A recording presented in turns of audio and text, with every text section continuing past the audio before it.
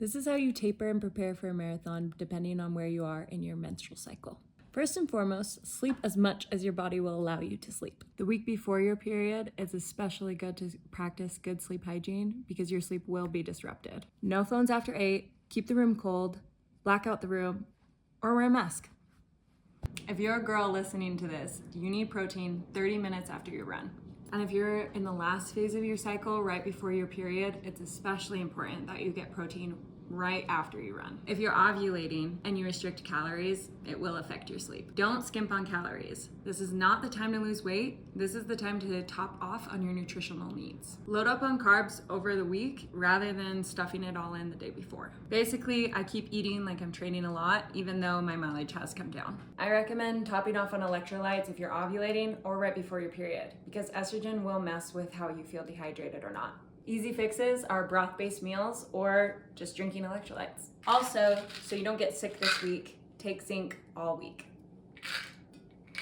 For your pre-race breakfast, low fat, low fiber, and high carbs. I usually go for a gluten-free pancake with a little bit of peanut butter on top, and if you're prone to stomach problems, you should take a Tums about 20 minutes before the race. So here are some things to tweak depending on the phase of your menstrual cycle. If you're early on in your period and your cramping is pretty terrible, you may want to take an NSAID or omega-3. If you're on your period, there's really not too much to stress about. In fact, you might have one of your best races. Oh, and by the way, I usually use a cup, not a tampon.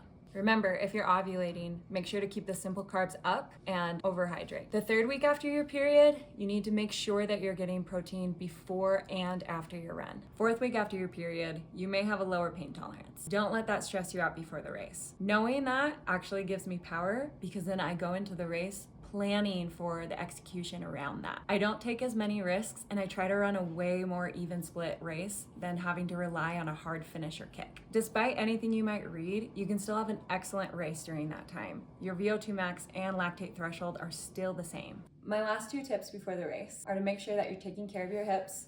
Do some hip opening exercises, especially if you've been traveling all day for the race. Try to be standing or laying down to open up your hips as much as possible. The last thing you need to know is that you're not gonna make any fitness or efficiency gains this week. So just keep it simple and you're gonna have a great race. Good luck.